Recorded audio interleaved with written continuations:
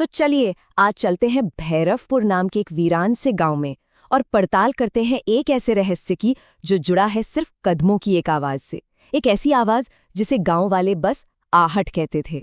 सोचिए, एक ऐसा गांव भैरवपुर जहां शाम होते ही सब कुछ थम जाता था, एक अजीब सा सन्नाटा पसर जाता था और इस पूरे सन्नाटे के बीचों बीच एक पुरानी शापित हवेली खड़ी थी। कहते हैं सूरज ढलने के बाद कोई भी उस हवेली के पास से गुजरने की हिम्मत तक नहीं करता था। लेकिन सवाल ये है कि क्या वो गलियां वाकई सुनसान थीं या उस खामोशी के पीछे कुछ और भी था। और यहीं कहानी में एंट्री होती है उस रहस्यमयी आहट की, यानी कि अनदेखे कदमों की एक ऐसी आवाज जो एक बार शुरू हो जाए तो पीछा करना कभी नहीं छोड़ती। तो इस आहट की पहेली को सुलझाने के लिए हमें सबसे पहले उन लोगों की कहानियों को सुनना होगा जिन्होंने इसे सबसे करीब से महसूस किया था, क्योंकि उनकी कहानियों में एक अजीब सा पैटर्न छिपा है जो शायद इस पूरे राज को खोल सकता है। हमारी लिस्ट में सबसे पहला नाम है रीना का।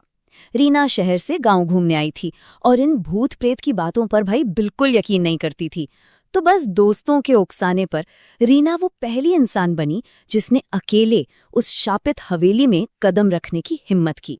और जानते हैं, उसका ये सारा यकीन बस एक पल में टूट गया। हवेली के अंदर टॉर्च की रोशनी और दीवार पर अपनी परछाई के ठीक बगल में एक और हिलती हुई परछाई, और फिर वही आवाज, कदमों की वो धीमी आहट जो धीरे धीरे पास आ रही थी। रीना तो बाहरी थी, लेकिन अब ये डर गांव वालों तक पहुंचने लगा था। अगला नंबर था रघु का, गांव का नाई। उसका किस्सा ये बताता है कि ये आहट अब हवेली की दीवारों से बाहर निकलकर गांव वालों की जिंदगी में दस्तक दे चुकी थी। हुआ यूं कि एक रात रघु तालाब के पास से गुजर रहा था और उसे अपने पीछे वही आहट सुनाई दी। उसने जैसे ही पलटकर देखा, सामने एक सफेद साया और उसकी आंखें गहरी हरी चमक रही थीं। कहते हैं इस मंजर ने रघु को अंदर तक हिला दिया। उसका दिमागी संतुलन ही बिगड़ गया। और ये सिलसिला रुका नहीं, ये तो बस शुरुआत थी। स्कूल मास्टर अनिरुद्ध, उसे एक फुसफुसाहट सुनाई दी तो बच नहीं पाएगा। सविता, उसके आंगन में काली परछाई, और बस ड्राइवर अमर, उसकी खाली बस में एक भूतिया सवारी। मतलब हर किसी के लिए ये आहट एक नया और भी ज्यादा खौफनाक रूप ले रही थी। अब जब डर इतना बढ़ गया तो गांव के ही एक आदमी मोहन ने हिम्मत दिखाई। उसको लगा कि भाई अगर ये कोई आत्मा है तो उसे शांति मिलनी चाहिए। तो वो पूजा पाठ का सामान लेकर अकेले ही हवेली में चला गया उस चीज का सामना करने। लेकिन उसे वहां शांति का रास्ता नहीं मिला, बल्कि मिली एक सीधी सीधी धमकी। जैसे ही उसने मंत्र पढ़ने शुरू किए, हवेली की दीवार पर खून से लिखा एक संदेश उभर आया, आहट से बचना नामुमकिन है। ये कोई वहम नहीं था, ये उस ताकत का सीधा जवाब था। मोहन वाली घटना के बाद गांव में एक बात तो साफ हो गई थी, अब सिर्फ डरने से काम नहीं चलेगा। अब शिकार बनने का वक्त खत्म। कुछ लोगों ने मिलकर फैसला किया कि वो इस आहट के राज की तह तक जाकर रहेंगे। तो इस मिशन की कमान संभाली खुद रीना ने। याद है ना, वही लड़की जिसका डर अब एक जुनून बन चुका था।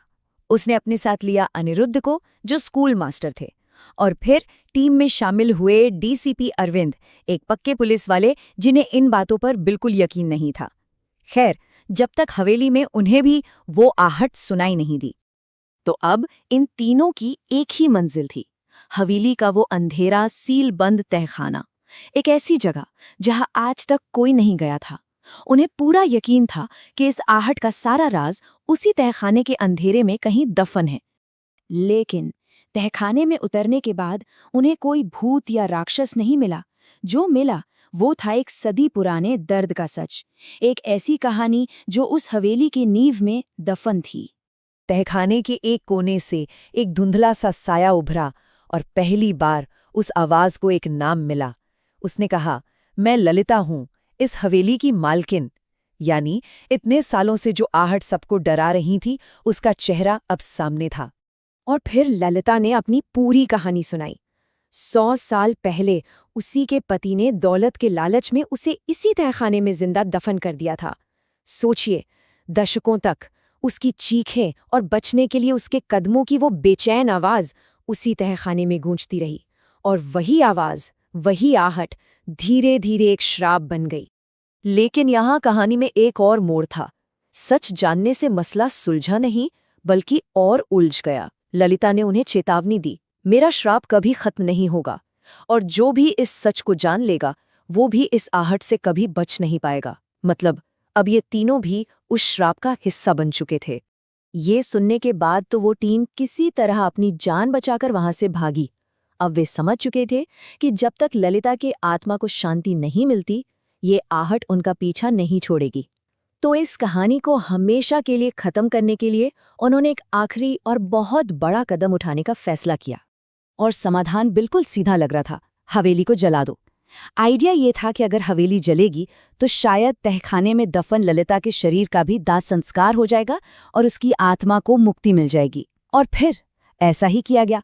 पूरी की पूरी हवेली आग की लपटों में समा गई। और उस रात वाकई सालों में पहली बार भैरवपुर में खामोशी थी।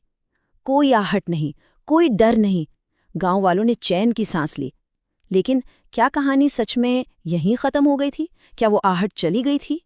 कुछ दिन बाद रीना शहर में अपने कमरे में अकेली थी। सब कुछ नॉर्मल था, और तभी उसने उसे फिर से सुना। कमरे के एक कोने से धीमे कदमों की वही जानी पहचानी आवाज आ रही थी। हवेली राख हो चुकी थी, लेकिन आहट अब भी जिंदा थी। और यहीं ये कहानी हमें एक बहुत ही खौफनाक सवाल के साथ छोड़ जाती है। आहट कभी उस हवेली से बंधी ही नहीं थी। वो सिर्फ एक आवाज नहीं, वो तो एक अनदेखा साया है। एक ऐसा साया जो एक बार किसी के पीछे पड़ जाए तो फिर हमेशा उसके साथ चलता है, चाहे कोई कहीं भी चला जाए।